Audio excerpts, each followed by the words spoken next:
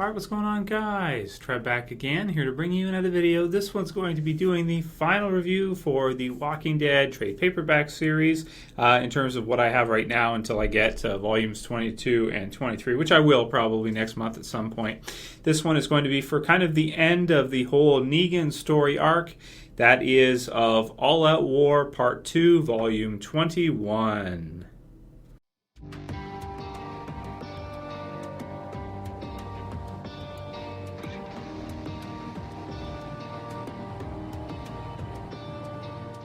Okay, and yeah, major spoiler warning for this one, guys. If you haven't read All Out War Part 2, the final part of All Out War, you're definitely going to want to go ahead and read it before I do, or before you watch this review. So really cool cover. In the first one, Part 1, you get to see Rick and the others, the survivors, and they're firing off against Negan. In this one, you can kind of see Negan and all of the saviors. You got Dwight right here, and they're running in towards Rick and the group. Man, so this, yeah, it's hard to tell which is the best trade of The Walking Dead, which is the best story arc in all of Dead.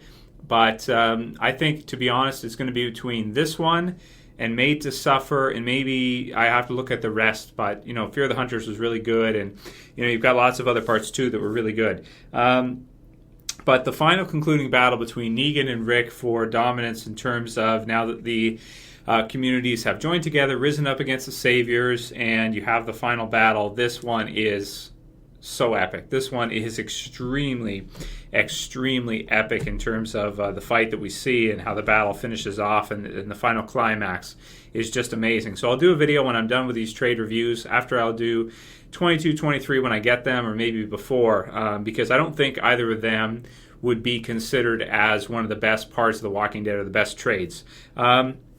So that'll be coming up pretty soon, guys.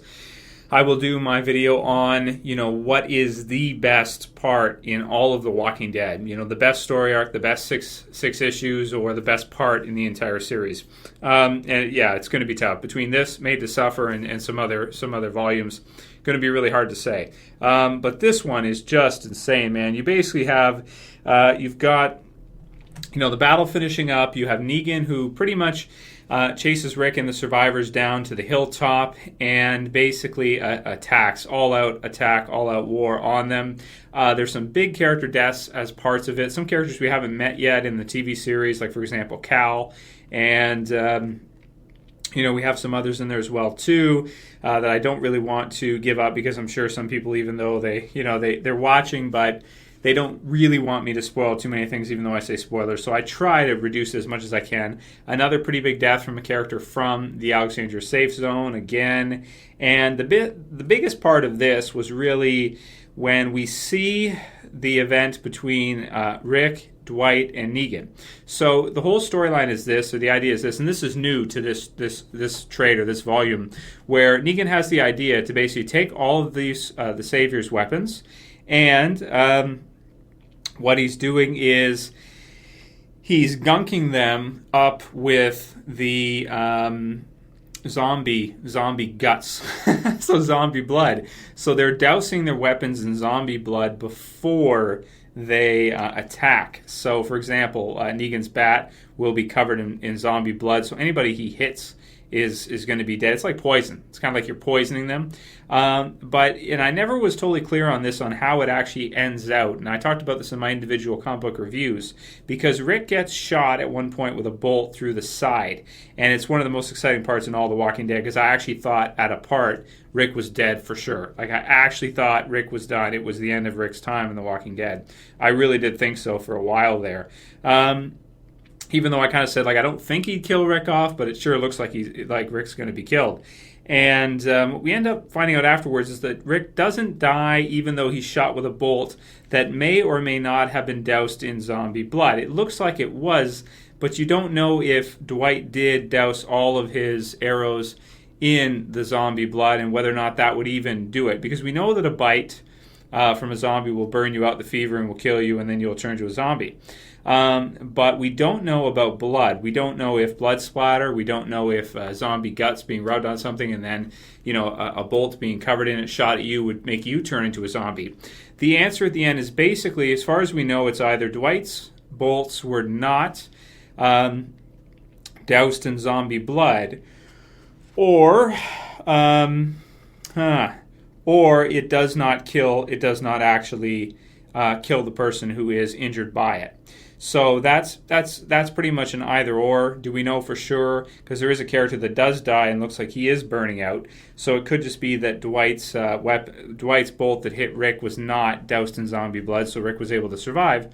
Or it could be that that doesn't have that kind of effect. So it's kind of hard to say, And you can write your comments below on what you guys think about that part of it, on whether or not zombie blood does make you turn, or if it has to be a bite.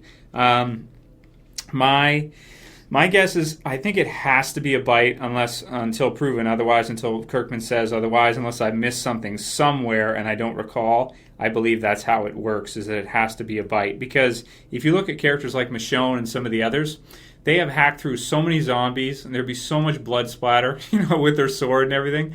Or Negan's bat, for example, there'd be blood splatter everywhere.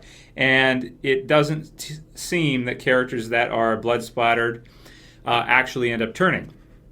So, that said, it seems to me like, that strategy doesn't really work, even though it sounds like it'd be a good idea and that Negan, and they try it, and it sounds like it would work. So those are kind of my thoughts on that. Let me know what you guys think about it, though. Write your comments below, because this is something I haven't talked about for a while, and we haven't seen addressed since then. But I thought it was an interesting kind of idea that Negan uses to attack Rick's group with, and was pretty good.